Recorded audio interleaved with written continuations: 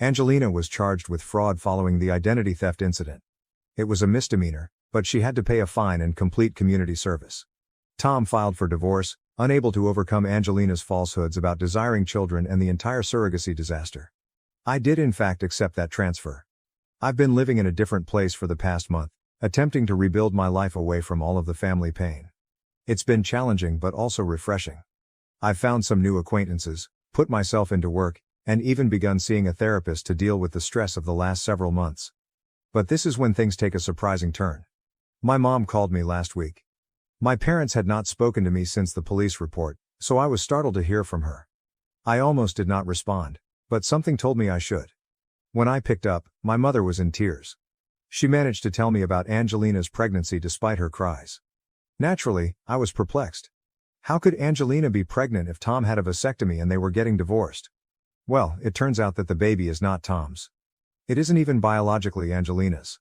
My mother eventually revealed the truth. Angelina had been lying about everything since the beginning. Angelina is not infertile, she never has been. The entire trying for years story was a pure lie. She wanted me to be a surrogate because she didn't want to go through the pregnancy herself. Apparently, Angelina has always been afraid of pregnancy and childbirth. This concern derives from a horrific occurrence she experienced as a teenager that I was unaware of. When Angelina was 16, she witnessed our cousin's difficult pregnancy and near-fatal birth.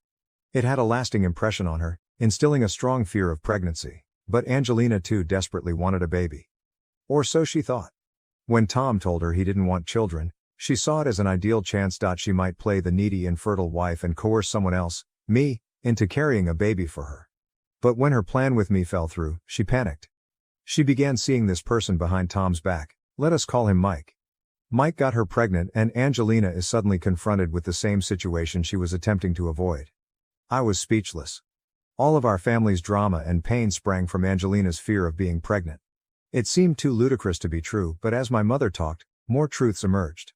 My parents stated that they had been aware of Angelina's pregnancy fear for many years.